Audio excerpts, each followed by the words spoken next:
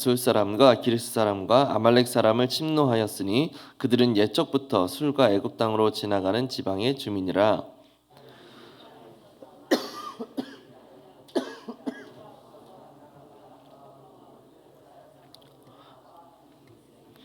아기스가 이르되 너희가 오늘은 누구를 침노하였느냐 하니 다윗이 이르되 유다 네겝과 여라무엘 사람의 네겝과 겐 사람의 네겝이니이다 하였더라. 가드로 내려가지 아니한 것은 그의 생각에 그들이 우리에게 대하여 이르기를 다윗이 행한 일이 이러하니라 하여 블레셋 사람들의 지방에 거주하는 동안에 이같이 행하는 습관이 있었다 할까 두려워함이었더라.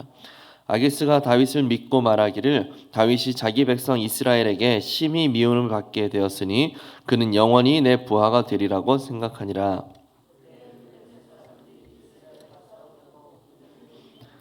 아기스가 다윗에게 이르되 너는 밝히 알라. 너와 내 사람들이 나와 함께 나가서 군대에 참가할 것이니라. 같이 읽습니다. 다윗이 아기스에게 이르되 그러면 당신의 종이 행할 바를 아시리이다 하니 아기스가 다윗에게 이르되 그러면 내가 너를 영원히 내 머리 지키는 자를 삼으리라 하니라. 아멘. 어제 본문에서 다윗이 다시 이방 왕을 의지하기 위하여서 가드로 가죠.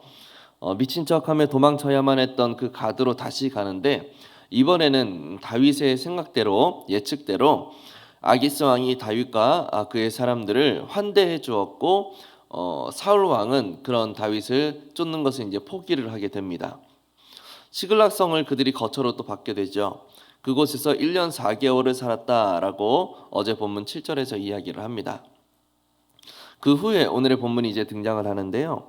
다윗이 그술 사람 또 기리스 사람 아말렉 사람들을 쳐서 침노를 하였다라고 이야기를 하고 그 침략한 마음들 그 마을들의 주민들을 하나도 남겨두지 않았다라고 이야기를 하고 있습니다.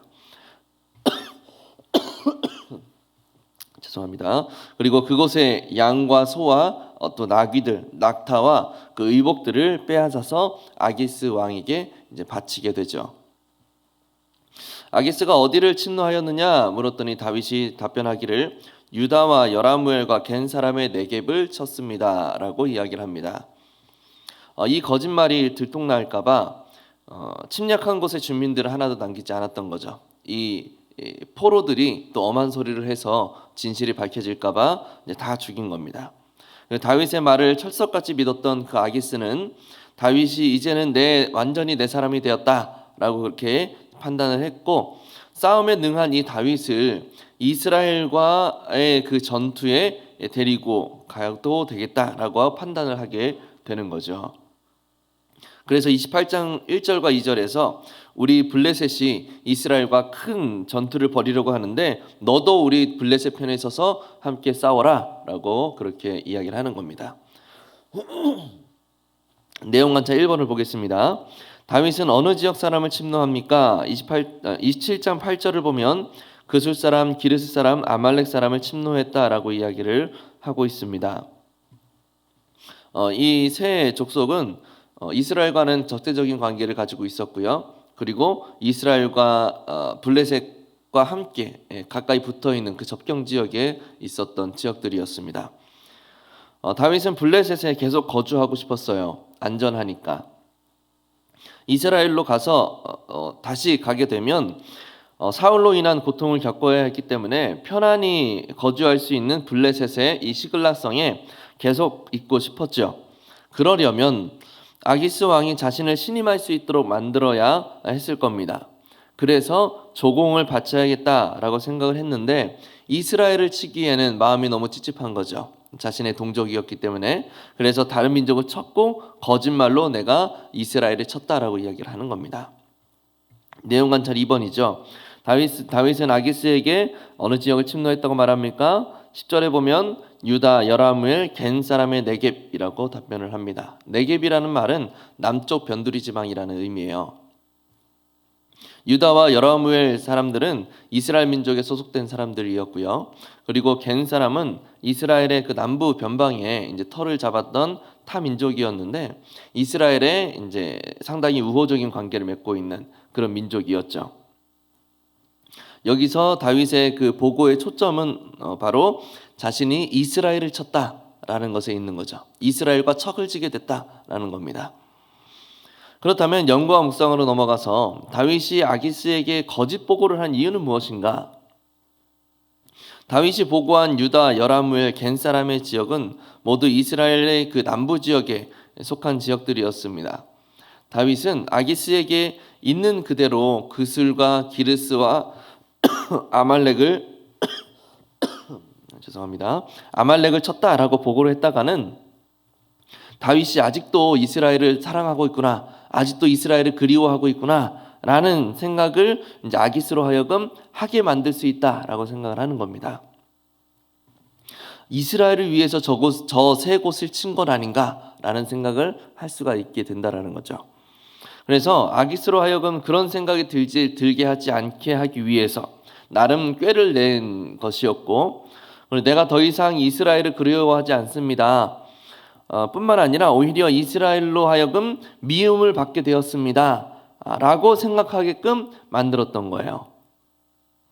그래서 다윗의 보고를 들은 아기스는 12절에서 다윗이 이스라엘에게 미움을 받게 되어 돌아갈 곳도 이제 없어졌으니 이제는 완전히 내 부하로 삼아도 되겠다라고 이제 안심을 하게 되죠. 사실 다윗의 이런 행동과 기지는 세상적인 눈으로 봤을 때는 상당히 높은 수준의 처세술이라고 보입니다.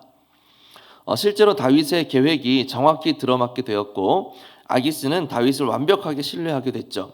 최소한 시글락에 있을 동안에는 아기스르 왕으로부터 완전히 보호받게 된 거예요. 그런데 이 일이 다윗으로 하여금 또 하나님의 나라의 관점에서 봤을 때 굉장히 심각한 신앙적 위기에 처하게 만듭니다. 이제 곧 사울 왕과 그에게 속한 자들이 모두 죽게 되는 길보아 전투가 이제 펼쳐지게 되는데요. 그 전투에 아기스 왕이 다윗을 대동하려고 하는 거예요. 다윗이 그동안 왜 사울 왕을 죽이지 않았습니까? 여호와의 기름 부음 받은 자를 내 손으로 죽일 수가 없다라는 굉장히 큰 하나님의 섭리와 주권을 인정하는 그런 대단한 신앙적 결단이었단 말이죠. 그런데 길보아 전투에 다윗이 참전을 하게 되면 사울의 죽음에 다윗이 직간접적으로 참여를 하게 되는 거예요. 그동안 애써왔던 그 신앙적 결단들이 수포로 돌아가게 되는 거죠. 그리고 다윗을 순전한 왕으로 세우겠다라고 했던 하나님의 계획에도 상당한 차질이 생겨버리게 되는 겁니다. 한번 느낀 점으로 넘어가 볼게요. 하나님께 기름 부음 받은 다윗이 자신의 생존을 위해 이방 왕에게 거짓 보고하는 것을 보며 무엇을 느끼십니까? 다윗은 자신의 생명뿐만 아니라 자신이 거느리고 있는 그 600명의 군사들, 그리고 그 600명의 군사들의 가족들까지 해서 대략 한 1500명 넘는 그런 식솔들의 안전을 책임져야 하는 위치였습니다. 이 많은 사람들은 사울의 그 위협 가운데서도 자신을 배신하지 않고 끝까지 함께했던 자들이었어요. 그러니 다윗의 입장에서 얼마나 귀하고 고마운 사람들입니까? 그러니 이들의 안전을 확보하고 먹고 사는 문제에 있어서 어려움이 없도록 만들어주기 위한 일환으로 아기스 왕에게 조공을 바치려고 했던 거죠. 그 방법이 앞에서 이야기했던 대로 세상적으로 봤을 때 꽤나 괜찮은 처세였다고 보여요. 아마 다윗은 아기스 왕이 자신의 생각대로 그렇게 좋아하는 모습을 보였을 때 내심 쾌재를 불렀을 겁니다. 이제 됐다. 그리고 그보다 앞서서 처음 아기스 왕이 시글락성을 내어주면서 그를 환대해 주었을 때 그때도 마음이 확 풀어지는 것을 느꼈을 것이고, 지금 조공을 받으면서 아기스 왕이 기뻐하는 모습을 보면서 이제는 나와 내 식솔들이 완벽하게 안전해질 수 있겠구나 라는 생각을 하게 됐을 거란 말이죠. 그런데 그 판단이 오히려 하나님 나라의 입장에서는 굉장한 위기를 초래하게 되었다라는 겁니다. 적용으로 넘어가서 상황을 모면하기 위해서 세상적인 방법을 택한 적은 없습니까? 우리는 늘 이 싸움이죠. 어떤 문제 앞에서 세상적인 방법을 택할 것인가, 아니면 신앙의 방법을 택할 것인가. 큰아이가 그릇을 깨뜨렸을 때 엄마가 누가 그랬어? 하고 그렇게 화를 내면 나 아니야 라고 거짓말을 하기도 하죠. 그러면 누가 그랬어? 누가 그랬는데? 그렇게 물었을 때 동생이 그랬어 라고 거짓말을 하기도 합니다. 한 번의 거짓말이 진실인 것처럼 꾸며지려면 또 다른 거짓말을 요구할 때가 많아요. 그러면 우리는 왜 거짓말을 합니까? 혼나기 싫어서 하죠. 진실이 밝혀졌을 때 나에게 닥칠 일들이 싫으니까 거짓말을 하는 거예요. 거짓말뿐만 아니라 모든 불순종의 모습들은 그 원리예요. 한 번의 불순종은 또 다른 불순종을 요구하게 될 때가 많다라는 거죠. 한 번 타협하면 다음에 또 타협하게 될 그 일들이 발생하게 된다라는 겁니다. 그러면 우리는 이런 불순종이 불순종을 낳고 거짓말이 또 거짓말을 요구하게 되는 상황을 피하기 위해서 우리는 무엇을 결단해야 될까요? 우리 안에 있는 그 두려움이 내가 불순종하지 않았을 때 말씀대로 살았을 때 나에게 닥칠 어떤 어려움들, 그런 것들에 대한 두려움, 거짓말을 하지 않았을 때 나에게 발생할 두려움, 이런 두려움이 올바른 방향을 잡도록 해야 되는 거예요.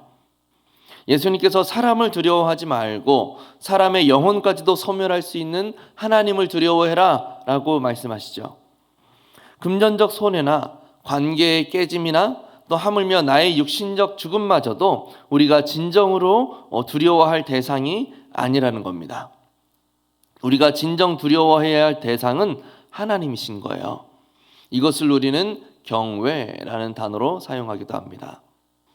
어떤 문제 앞에 놓였을 때 이 문제로 인해 발생할 불이익보다 살아계신 하나님을 두려워하고 주님을 경외하는 태도를 지닐 수 있어야 된다는 거죠. 나에게 금전적 손해가 발생할 것을 두려워할 것이 아니라 내가 하나님의 말씀에 순종하지 못할 수도 있다라는 사실을 두려워해야 되는 거예요. 사람과의 관계가 깨지는 것이 두려워 신앙적 타협할 것이 아니라 신앙을 타협함으로 인해서 하나님과의 관계가 소원해질 수 있다라는 사실을 두려워해야 된다는 거죠. 우리의 두려움의 대상을 제대로 설정할 수 있어야 된다는 겁니다.